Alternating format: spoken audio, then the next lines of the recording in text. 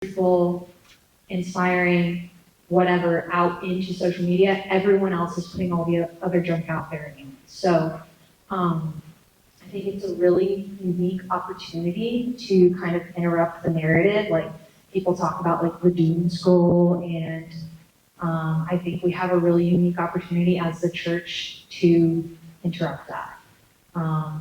Yeah, and I know like I've experienced that like many times when I'm scrolling through social media and it's just like, going downhill fast. So, and then I'll see like a really good post from a church or a pastor that like turns it around for me. So I think we have an opportunity to do that in our local communities and in our church body that follows us as well. So I think it's really important to show up in this space. So, okay, so what is the purpose of church social media accounts?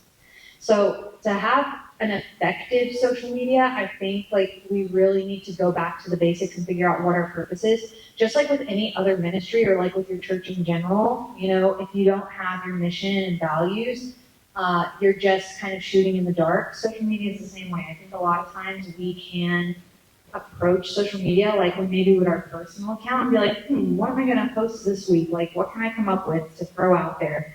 And like throw spaghetti on the wall and see what sticks. So why do we spend time, energy, money on it? That's a big question we get a lot, especially with small churches, church plants that are stretched really thin.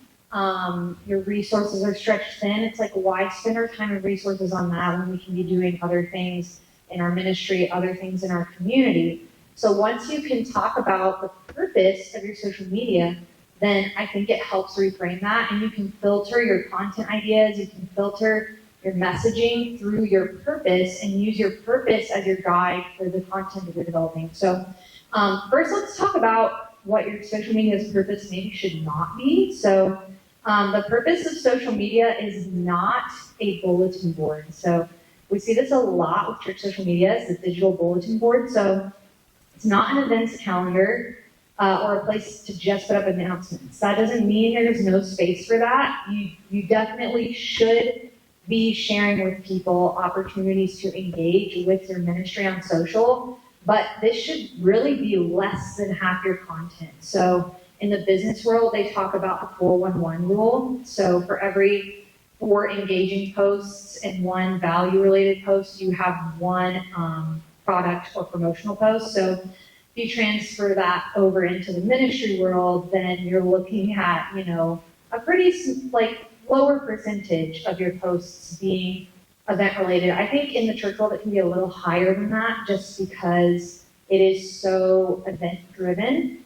But I would really, what we try and shoot for with people is to do, maybe a third. If you can get less than a third, that's great, of your content being event related. So like some of the people we'll work with, if they have just a lot of things going on, they may do a carousel of, hey, here's all the events, or a reel of like, here's all the events coming up.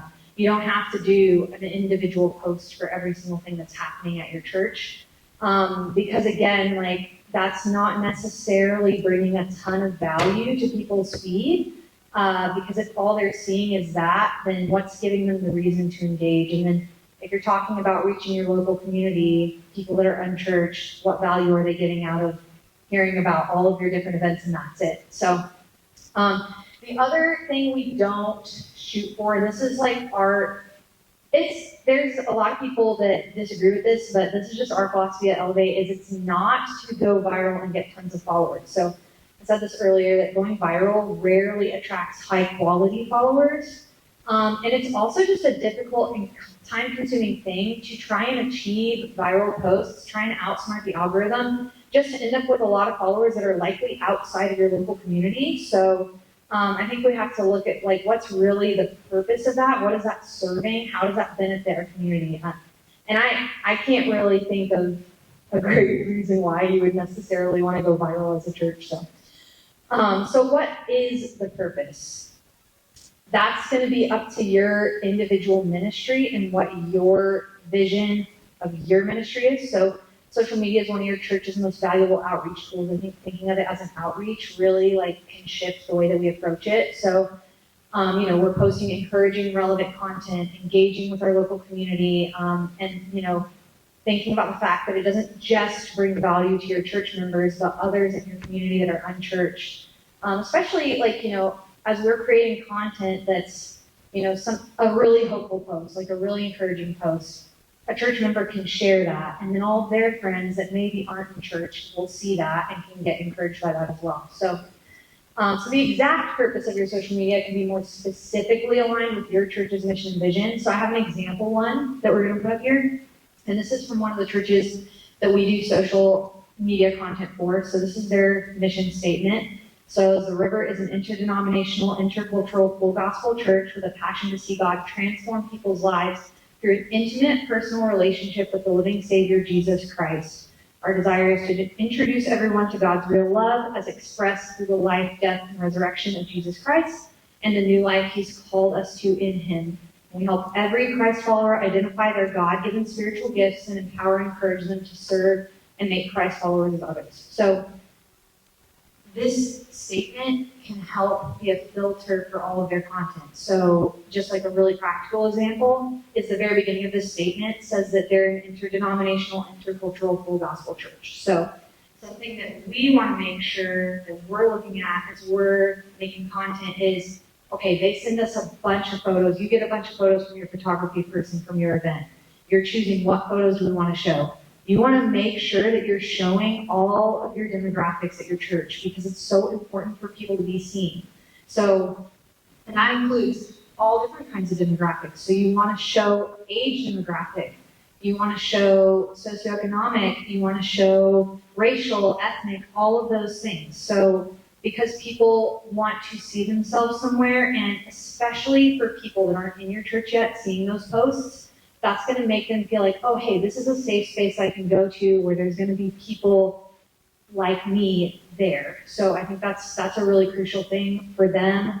The intercultural aspect of their church is a really key part of their church. So, and then, the section about introducing everyone to God's real love. So we make sure that there's that compassion element really heavily incorporated into their captions and the content that we're posting. So this is just like really helpful in framing our content. So more practical, let's move on to platforms. So platforms can really vary, but in general, Facebook and Instagram are really global. These are your big ones. And then also a new one that has come on the rise is YouTube Shorts. So YouTube really traditionally was just a place for churches to maybe host sermons, but YouTube Shorts has become huge, especially as YouTube has really become like more prominent of a search engine. So it's really not just a video hosting platform, it's considered a search engine now. So it's really its own social platform, and it's so easy to repurpose content for these because they all three use the Reels format. So and the great thing about using YouTube Shorts is they're already directly tied to your account, maybe where you're hosting your long form content. So you can kind of have that hook of your short form videos, and then people will maybe want to go watch your full sermons. So we don't really recommend things like X or Threads. You can use it, but I think the visual component is so important with churches. I think it's easier to kind of put your time and energy into those platforms where you can really repurpose content throughout the platforms. Those platforms, you really have to come up with a separate piece of content, so it's a little bit more work. And then I know there's platforms, WhatsApp, Telegram, things like that. So there can be more relevant platforms depending on your individual context. So, I think when you think about your content, you want to think about your target audience as well. And there's a few different audiences we reach, like we've talked about the church attendees, and then we've talked about local community. So I think for us, we kind of encourage people to focus more on the person who's not attending. And again, that doesn't mean there's not something there for your church members, but I think even giving your church members lots of stuff that they can share with people. So Even an event invite, if you are gearing that event invite towards someone who's never set foot in your church before, makes it a lot easier for a church member to share that with a friend or family member they want to invite. So when you think about, what's pushing people to want to respond to an event invite, that's where that content that's more like hope-driven, encouragement, those kinds of things are really key. So this is why knowing like your audience it's really important. So knowing your mission, knowing your vision, knowing your audience, it just helps give you a framework. So you're not just like picking random content each week. So, and then another practical thing we get asked a lot is when you should be posting. This used to be more crucial than it is now. So content used to have a lot shorter of a shelf life, but as like the way that social has changed, the way that engagement has changed, content has a much longer shelf life. It's more about platforms prioritizing what is the highest quality piece of content, what's getting the most engagement, what's the most popular, rather than like what was just posted. So that's really shifted. That doesn't mean it doesn't matter at all. Like don't post at like 2 a.m. So, but just there's a more general window. It's less like, oh, you should be posting at 9:17 on a Tuesday. Like it's a lot more forgiving now. So it's less of a crucial issue. So, okay, let's move on to the content. Okay, so this we get a little bit more theological with our content development. So something we started asking at Elevate was what would it look like if Jesus had a social media account? So again, I don't think like Jesus would have been like chasing the trends or like trying to beat the algorithm, like trying to go viral. He probably would have just naturally gone viral because he's that good.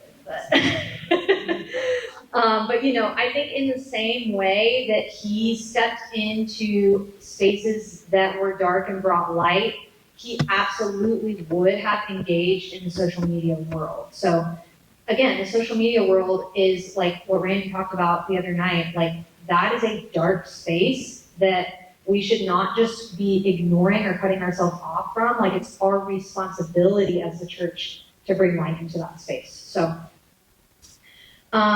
what kind of content would Jesus post on social media? We have developed 4 different categories of communication that we kind of see repeated over and over again in Jesus' ministry, so that we use kind of as a framework. So we use a message of hope. So a great example of that is Sermon on the Mount, Beatitudes, things like that. Messages of hope that he brought to people. He did that a lot.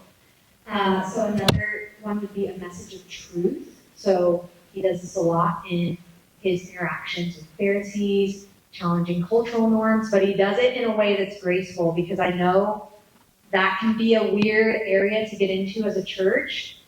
We never, ever, ever as a church social media want to be fighting and having big debates with people on social media.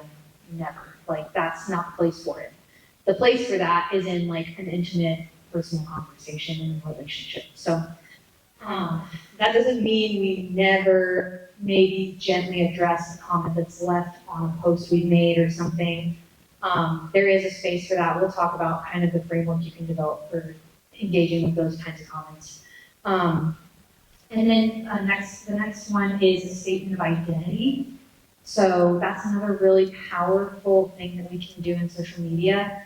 Like Jesus meeting with the woman at the well, the woman caught in adultery, opportunities for us to speak truth about who people are and identity. So great example is Mother's Day post. Instead of just posting, Happy Mother's Day, hope you have a great day. That's a great opportunity for us to say, hey, Happy Mother's Day to all of our spiritual moms, our adopted moms, our foster moms. You mother us so well, you care for us so well, like your compassion inspires us, and that's where like your church values can come in. What are things that you want to communicate to people about their identity?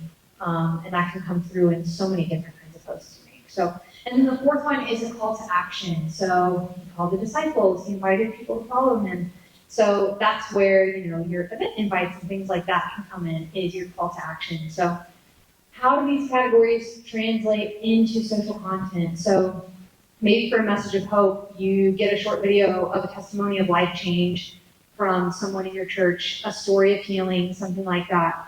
For a message of truth, maybe it's your sermon reels. Those are your message of truth that you put out each week.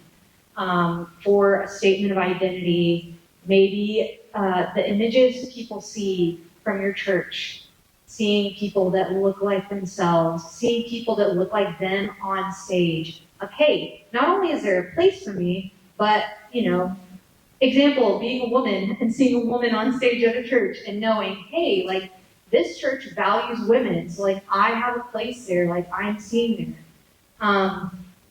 And then, example for a call to action could be, an invitation to a special community event or service.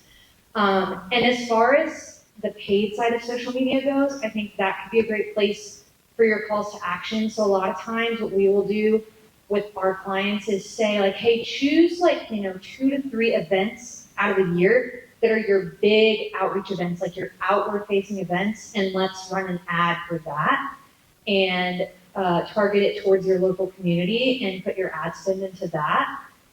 Or sometimes people will, if they have the extra budget, do an ad spend for a Sunday morning invite.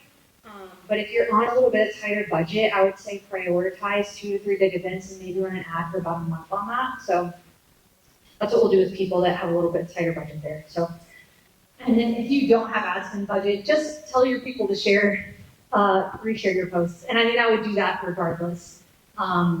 Be having an ongoing conversation about your social. Make sure there's places in the building, on the website, for people to follow and engage with your social. So it's important to be balanced in these 4 categories of communication that we talked about. So again, I mentioned this earlier when I think just Tyler was in here, is the digital bulletin board approach. So if all you do is give instructions on how to get involved, but don't tell them why, you're unlikely to get much of a response. So we saw this with Jesus' ministry. People saw Jesus doing things, heard Jesus speak, saw the works he was doing, and then followed him. So, seeing a story of somebody getting healed. Wow, I'm going to show up on Sunday when you see that Join Us on Sunday post. And then, you can tell people why through all different kinds of content. So, and then on the flip side, if all you do is post pictures from Sunday or sermon reels, people may be like, wow, this is a great church. I feel really drawn to this church. How do I get engaged? Where do I go from here? And, you may say, well, they can click through our profile. They can click through our website. We always want to make digital on-ramps as easy as possible because every click, every step you're adding in the middle, you're going to lose people along the way. So, and, there's a whole argument, if the Holy Spirit wants them to be there, if they really want to be there, they'll click through. But I'm telling you guys, there's so many people, you just have to get them through the door and then, let God do the work. So, making it as easy as possible, removing roadblocks, is super key. So, one thing that you can do on the subject of, removing roadblocks, we didn't put this on here. There's a couple of different tools that do this. The one we like to use is called ManyChat, M-A-N-Y chat. And it's basically just removes that step of going to click a link because in Instagram, links are not clickable, right, in the caption. So on ManyChat, you can build out a little journey for them and you link it to a post where it's basically just, I'm sure you guys seen this before, comment, kids fest to get the event information, or comment women to get the women's conference link. So all they have to do is comment women on that post, and it'll DM them the conference link. So again, that's taking out a whole lot of extra steps for them, making it a lot easier for them to actually take the action they need to get involved. So, okay, we're gonna get into some more practicals on content creation. So yeah, I just talked about ManyChat, and then the other tools are Sermon Shots. So Sermon Shots is a pretty new program, and they are awesome. So they're adding features all the time. It is a paid program, but I feel like it's really worth the money. So basically what they have developed is a program where you can either manually upload your sermon video or link to YouTube or whatever. and they will automatically generate a bunch of sermon reels for you, and you can put in different parameters. Um, and you can put in, all kinds of parameters. You can adjust if they gave you a clip and you're like, oh, I don't like this one sentence in there. You just deselect that sentence. It will cut and paste the video for you. They have what they call AI camera crew. So if you want the camera in that reel to follow closely, then it will do that for you. You put your branding in there. You choose your design templates, and then that's just the reels. They also have generated sermon graphic quotes that can be customized to your branding. They do a blog post, so they'll put it in written form for you, make it into a blog post. They will generate discussion guide questions for small groups, all kinds of content. So your biggest piece of content every week is your sermon on Sunday. So utilizing that, repurposing it as much as possible. People love listening to some sermon reels. So yeah, I think that tool is incredible, and they're improving it all the time. So we use it for a bunch of our clients, and it's awesome. And their social accounts have just taken off since we started using that for them. And it also saves you a lot of time because you guys are probably doing a lot of other things. Most of us don't have the luxury of having a full-time social media person at the church. So doing stuff that's going to be able to save you time but still give you the same quality of content is super key. So Canva, we love Canva. Yes, it's great. I am not above using Canva at all. So I think Canva is a realistic tool for people to use, and it has a lot of features that make it really easy for multiple people to step in and have a consistent visual. It's a big thing we see a lot with socials, people may transition in and out. A volunteer may be there for a season and transition to someone else. How do you keep the visual consistency? Using a tool like Canva is great. They have brand kits. If you do Canva Pro, they have a brand kit in there. So you have all your church's colors, all your church's fonts. They let you, if you have fonts you use for your church that aren't in Canva, you can custom upload them into that brand kit. All your different logo formats, any little graphic elements you use, all that kind of stuff. And so then you can instruct your team, hey, we're using the brand guide on everything.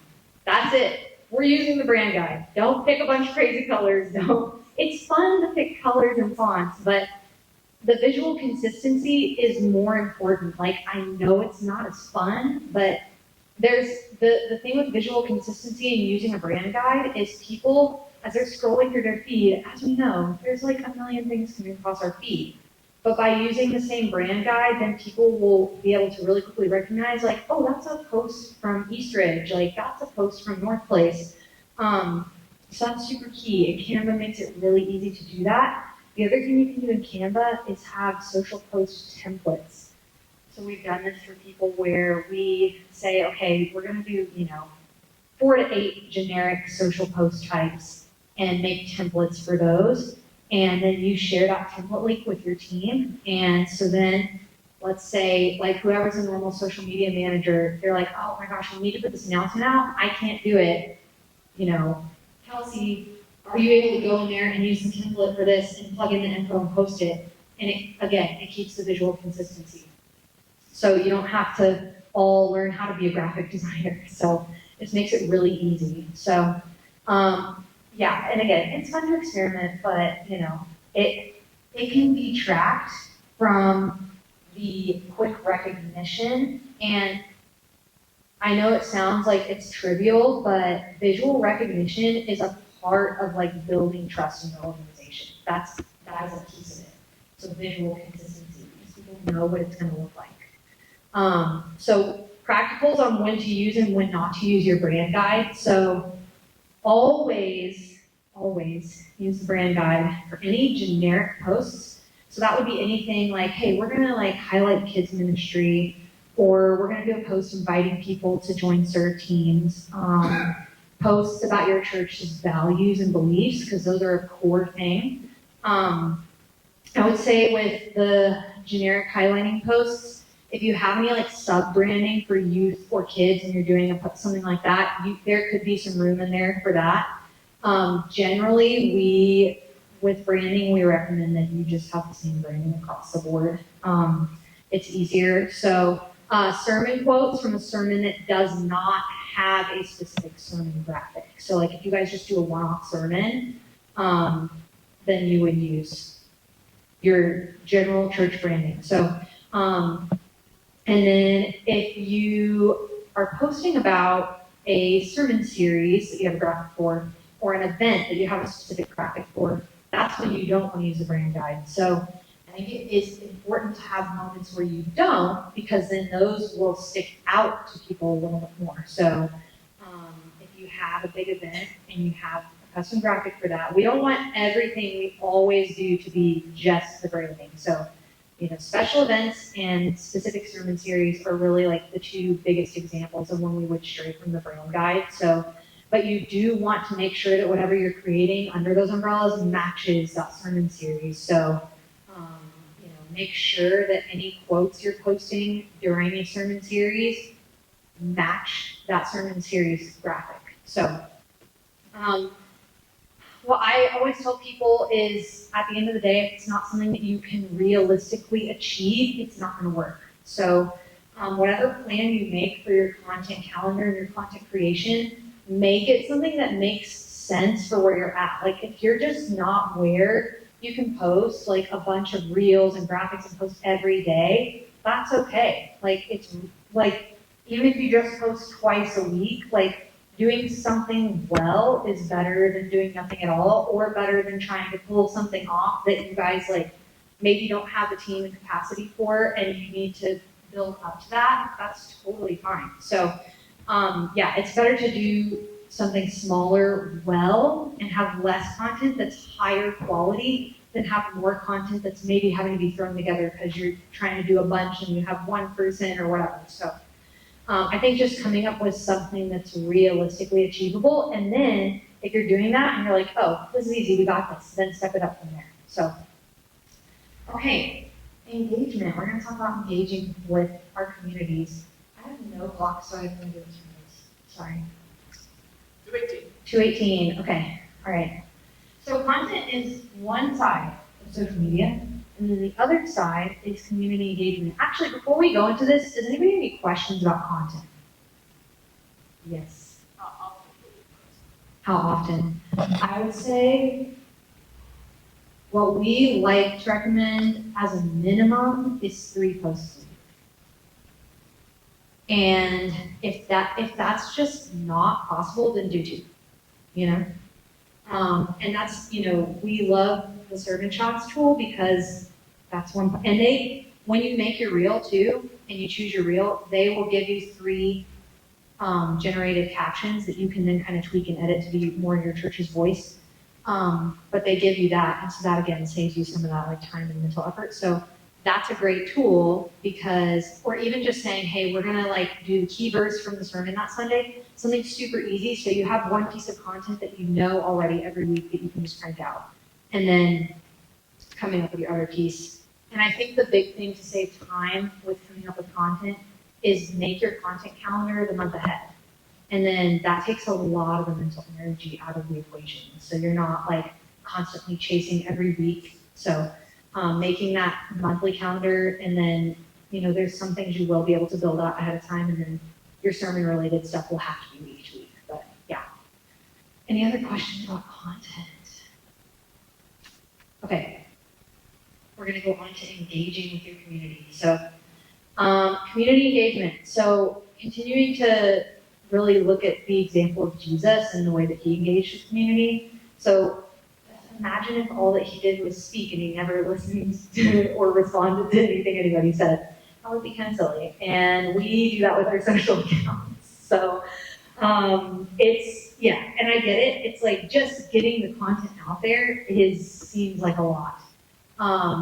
But even just taking 30 minutes a week to look and respond to things can make a big difference. So people want to feel seen and heard. That's a huge reason why people go to social media in the first place, is to feel validated and feel seen and heard. And again, the engagement side, like the church has like such a unique opportunity to respond to people and engage with them and be like, hey, we see you, hey, we hear you, hey, thank you for engaging with us, like we're engaging back with you. So with engagement, it's really key to make sure that you, as a social media team, so responding to comments. So one of the easiest ways to make people feel seen and heard in your community is responding to their comments on your post. So make sure that whoever, if it's one or multiple people, whoever's responding to comments is a trusted person that understands the voice and the beliefs of your church.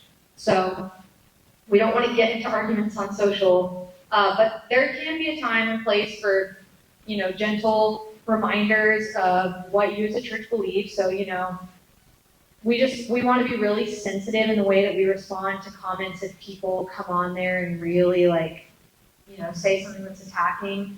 But what I would say about that is that if comments have vulgar or hateful content, so you can even come up with a list of things, like even if it's just a list of words or whatever, that this is a no-no. So if we see this in a comment, the comment's going away. So most platforms you can hide comments, so you don't have to delete it, so they don't know that you've deleted it. I would definitely recommend that, because if you delete a comment, that can just kind of throw gas on the fire. So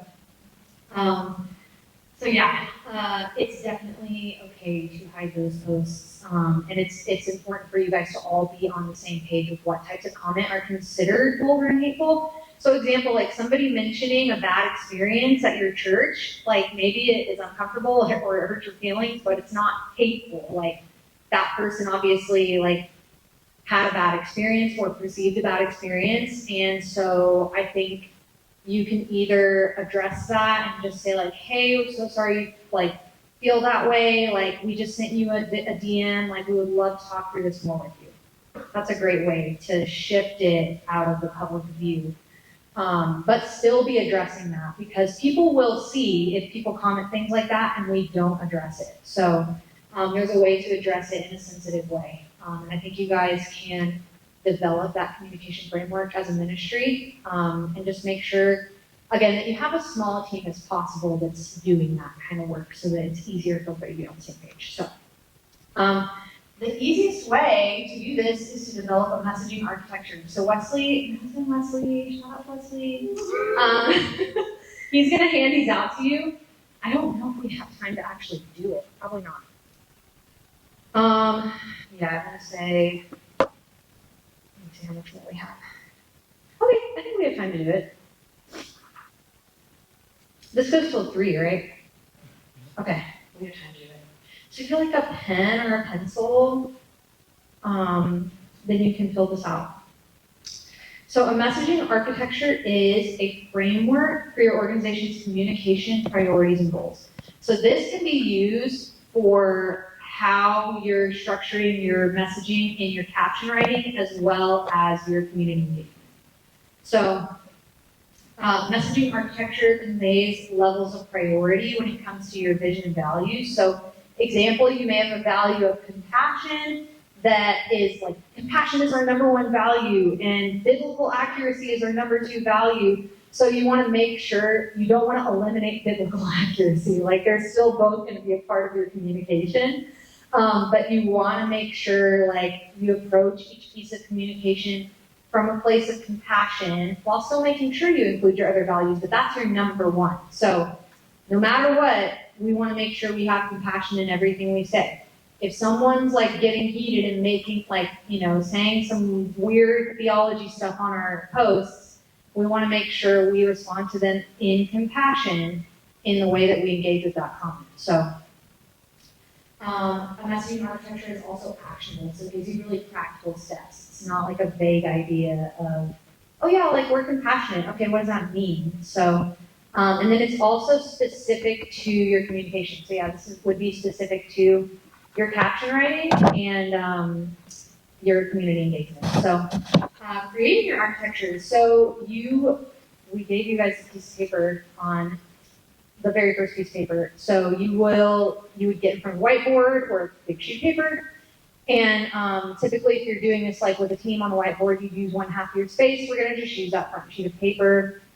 And I would just say you can get this started. We're not gonna come up with 100 words right now. So, so you create a list of 75 to 100 words, and it's also really good to do this in a group. So I would say, this would be like your pastor, whoever's over your social media, whoever is your communications director, those kinds of people, to develop 100 words, 75 to 100 words of organizational voice descriptors. So like witty or down to earth or like peaceful, or funny, whatever those organizational voice descriptors are. And there's no wrong answers. So, and these aren't just ones that apply to you guys. These are just any that you can think of. So some prompts that can help you get started are descriptors that align with your values, mission, and vision statements. So going back to, we showed that, you don't have to put the slide up, Kat. We showed that mission statement from the river. So the last bit of that said we help every Christ follower identify their God-given spiritual gifts and empower and encourage them. So empowering and encouraging would be two good words for the river to include on their list. So, and then also descriptors that do not align with your vision. So maybe like angry or like intense. Maybe you're just not like an intense organization. Maybe you are an intense organization. But maybe you like to communicate in a more subtle way. So just thinking about what are things that don't necessarily align with your vision of how you want to communicate. And then descriptors you would use to describe other similar organizations. So things that you see like, oh, like that church communicates in a way that I feel like is really powerful. So we're going to put powerful on our list. So another great tool that we use to determine what words describe our organizational's voice is the Nielsen-Norman Group's 4 dimensions of tone of voice. So you basically just can take this with your organization and decide where you land on these. So, are we more formal or are we more casual? Are we more serious or are we funny? Are we respectful or irreverent? You're probably not super far on irreverent in your church. Or are you more matter of fact or more enthusiastic? It's just a really simple framework to like kind of help give you guidelines for determining what that voice is for your church. So you just decide where you land in each of those, and that can help you come up with specific words. So once you have that list of 75 to 100 words, then on that next page, then you would sort your words into 3 categories. So there's who we are, who we want to be. So example, maybe you put powerful on that list because there's another church you guys love and their communication is really powerful. And you maybe want to aspire to that and you feel like we're not there yet, but we want our communication to be powerful. So you would put that in your who we want to be. And then who we are not, that would be just anything that you feel like doesn't really apply to you that ended up on that list. So in that who we want to be section, so maybe, you have compassionate on your list, and that's going to be one of your top 3 words. Maybe you have enthusiastic, and that's going to be one of your top 3 words. So you rank them from most important to least, and those go in spots on the very last page, 1 to 3 of your messaging architecture. So maybe, like, we'll just use North Place as an example. So maybe for their messaging architecture, spot 1 is Christ-centered. Spot 2 is like community-driven. Spot 3 is compassionate. And then below each one of those, they're going to put 2 to 3 descriptors to further define what that looks like and what that means. So those can be pulled from, again, that who we want to be section, or if, I would say also if there are some in that who we are section that you think would be one of those top 3. And then it can be helpful to keep your number of people responsible for this stuff as small as possible, so you don't want a huge group engaging with this. So, and then we also just recommend passing along any like particularly difficult or sensitive engagements you get from people on social to a pastor that's on staff.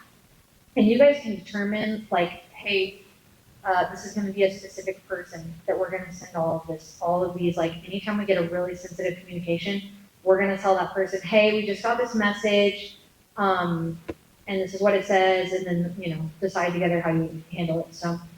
And then, again, we recommend setting aside, once or twice a week. If you can't be checking it every day, once or twice a week to go through and make sure that you've responded to all the comments and the messages that you've been getting, as well as posts that people may have tagged your church in.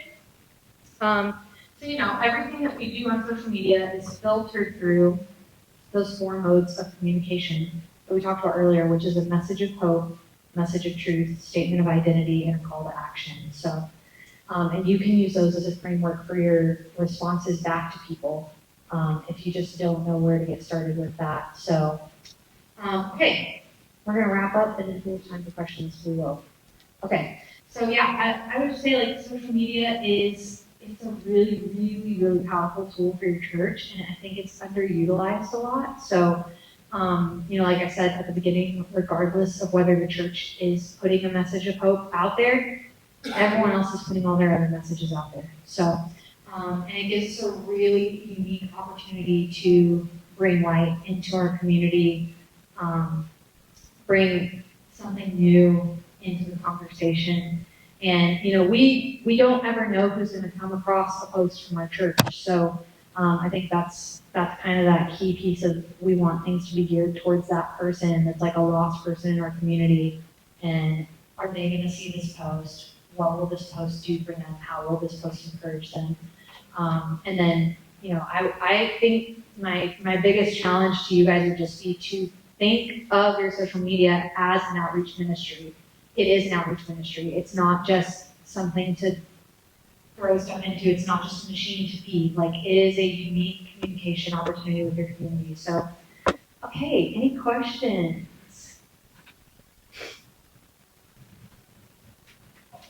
Yes.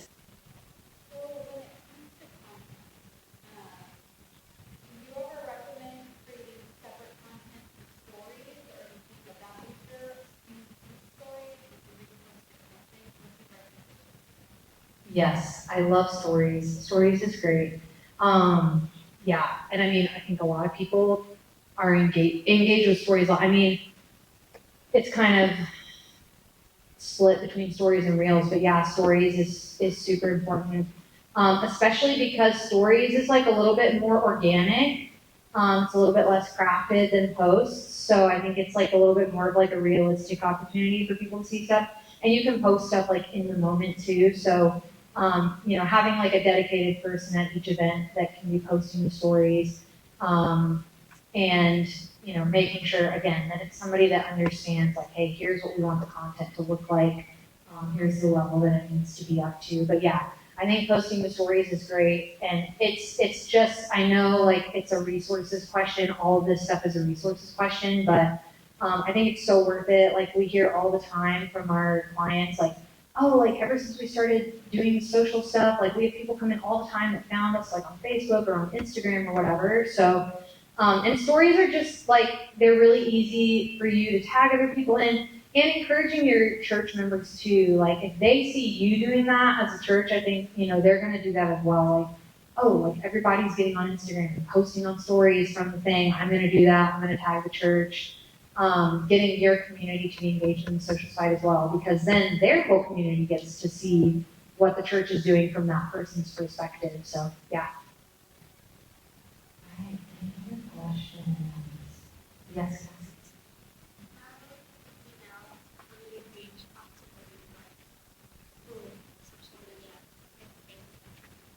Okay, she asked, how do we know when we reached optimum social media? The unfortunate thing about social media is it's always changing. It's always changing. It changes really rapidly. And part of that is, I was saying this to Tyler earlier, like, social platforms' goal is to prioritize user-based content.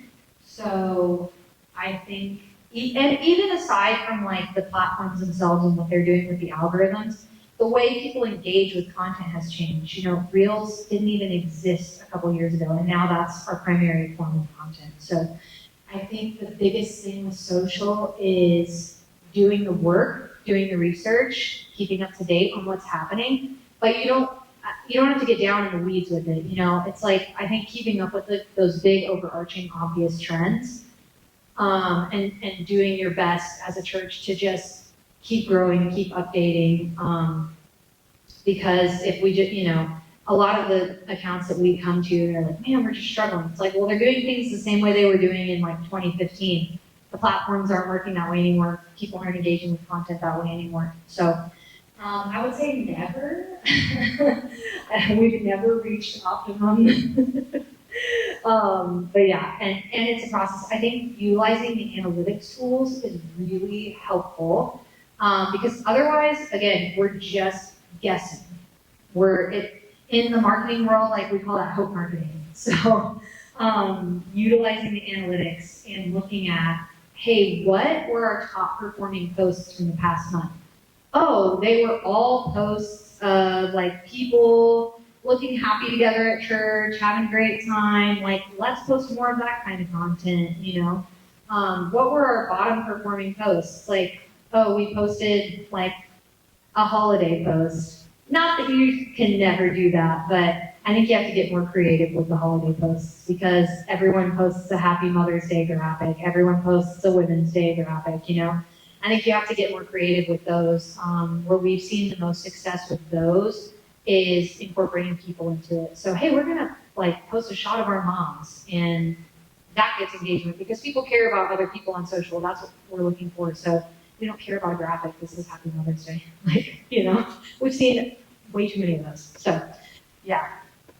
Okay, any other questions? Yes, Randy. So you mentioned earlier about getting your people to repost. Yeah. Can you give us language on how to do that without sounding pathetic? Yeah. To me, it kind of reminds me of like the same mindset of like if you're fundraising, like if you're like kind of avoiding the question or like trying to like do it in a sneaky way or whatever, then it's like you just gotta ask the question. I think also like, the more like volunteers and leaders, which I feel like I learned this from you, so I'm just but like the more like volunteers, team leaders, whatever, if you're encouraging those poor people, like, hey, we want to get people engaged more with social, like, can you guys be sharing stuff? Can you guys be reposting stuff? And I feel like that is the toughest thing. Like this is something we're constantly having a conversation with our clients, like, hey, get your people to engage. It's going to be better if they engage. But I think also providing content that they're excited to engage, and excited to repost, which like you guys post a lot of awesome pictures of people from Sunday. That's a good example of something people want to reshare that. Like, oh, this is a fun picture of me from church on Sunday. Like, I'll reshare that. And tagging people can be really helpful in that too, because they may not necessarily see that you posted something they were in if you didn't tag them. So, and on this, I'll come back and finish this, but on the subject of tagging, because I know someone asked me about this earlier today, make sure that you have good, like, confidentiality, especially with content with kids. You want to be, like, really careful with that. So I would recommend having some kind of consent form for parents with kids ministry. That way you know what kids can and cannot be photographed and can and cannot be posted on social media. You may run into that with adults, but it's really, really critical with kids and teens. So, because we want to be careful and safe about that, and not posting pictures of kids and saying, hey, the kids are going to be in this room at this time on this day. That's not the best idea. So we hate to think about it like that, but posting pictures of kids after the fact and keeping it really general, not tagging locations, that kind of stuff. So, but yeah, with the people engaging in content, I mean, I think talking about it from the stage can be helpful, including slides in your pre-service loops can be helpful. Even doing things like at events where you have a giveaway. Hey, if you post on story and tag us, then you're gonna get put in a giveaway to get a free t-shirt, that kind of thing. Which feels like gimmicky, but I mean, I think people love a free giveaway, so, and I think if you give them a reason to do it, that can be helpful too. And then eventually people just start doing it, so, over time. But yeah, I don't know if that's helpful or not. Any other questions? What are your thoughts about disabling comments? Disabling comments. Because you mentioned that there are comments that are maybe hard to respond to and things like that. I don't recommend disabling comments because we never want to come across like we're not open to conversation with people on social. And that's where I say like when there's tough comments, it's important to still engage with those because like we never want to eliminate a space for people. Even if it's awkward, I think those even actually give us a really good opportunity for people to see us engaging with an icky comment different than how we see a lot of other people engaging with an icky comment on social media, and show like, hey, we're not going to engage with these things in the same way that everyone else is. Again, that's like rewriting the narrative and like putting something else like different into the social world of like, hey, you actually can respond to someone being a jerk with grace. Like, so I wouldn't disable comments. I would say if there was a time to do that, and I hate to even say this, but if there was some really, really sensitive thing that maybe took place in a ministry, like, and you guys had to share that on social, maybe that could be a time to disable, like, yeah, in recent years, we've seen ministries have, things like people with moral failure that they've had to address on social.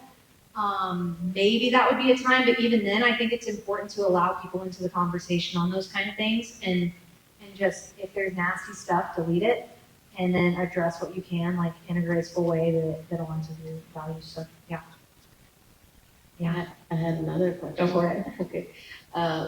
So there is some pressure that comes with social media in terms of, like, for example, there could be a speaker on a Sunday that is really good on social media, and then the next one may not be good. How can we manage this tension that we get? Yeah. Because we don't want our people to be getting mad because they didn't get more likes than Yeah.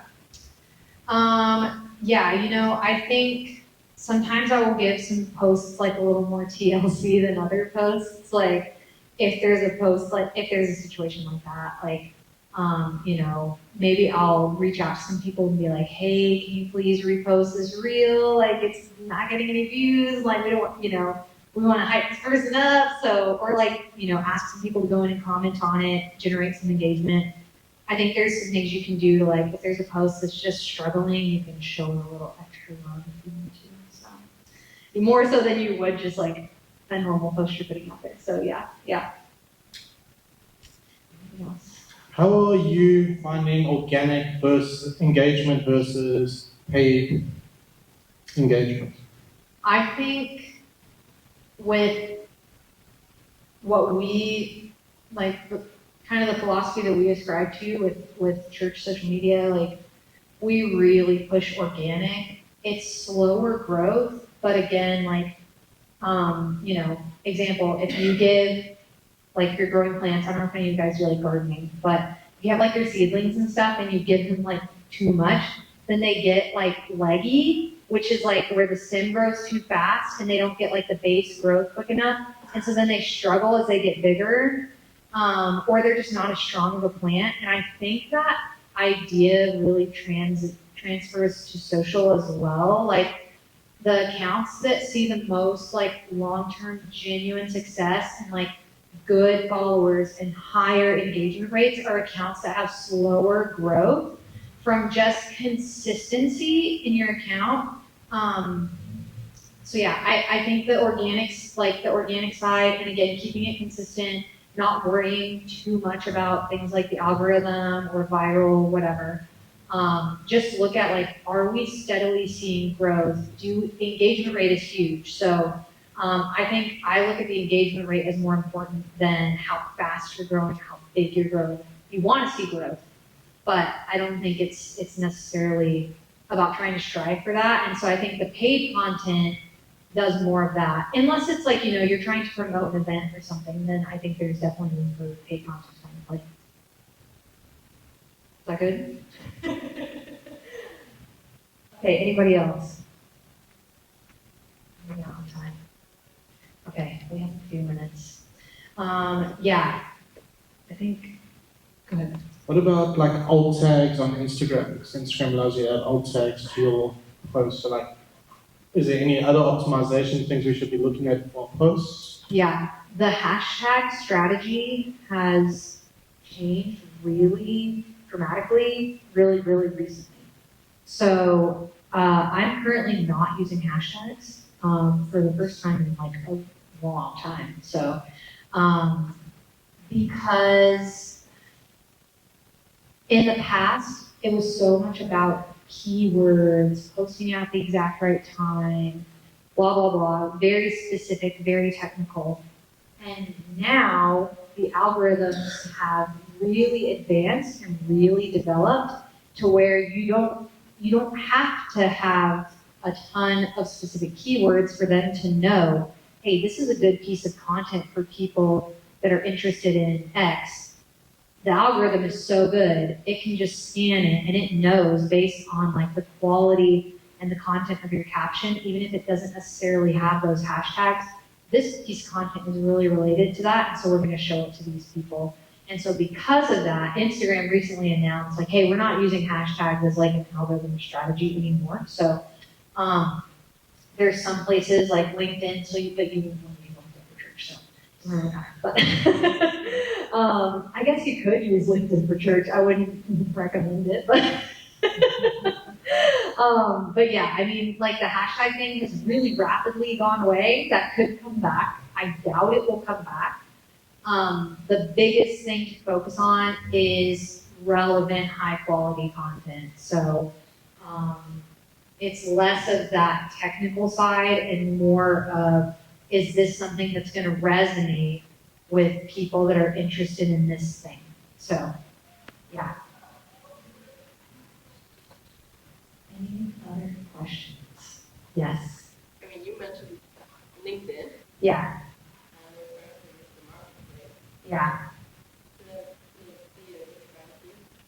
So reaching marketplace. So she asked if LinkedIn is a good strategy for reaching the marketplace. It's a really good question. I would say, for like a BAM, for a business's mission, you absolutely want to be on LinkedIn.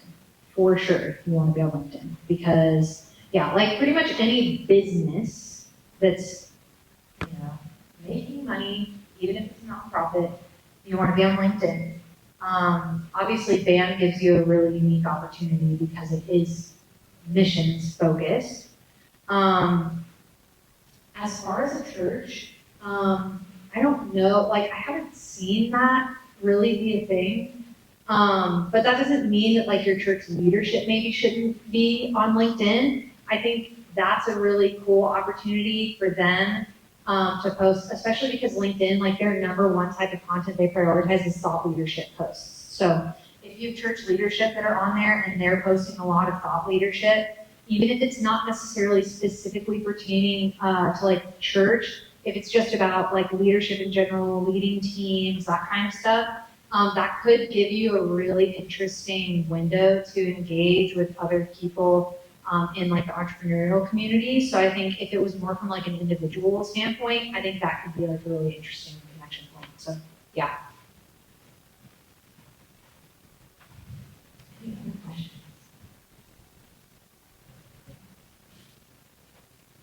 Okay, awesome. Well, you guys have your little messaging architecture tool. I think that's a great starting point for giving you a really good framework for your social media vision, how you're going to communicate with people. And I would encourage you guys to take that and plan a time with your key people to flesh that out. And even, and this is not in that packet, but just making sure that you're vision for your social media is tying in with your overall church's vision. Yeah, and, obviously, if you guys have any questions about things, our table's back there. You can always email us, always reach out to us on social. Like, we're happy to answer any questions. We do offer varying levels of social support for your church. So, there are churches that just are really stretched thin. They do not have anybody, and we are here for you. We support you. We love what you're doing. So. Thanks for sitting and listening to me talk for an hour and a half. And yeah, thanks for all the questions. And our table's back there. We'll be here the rest of today.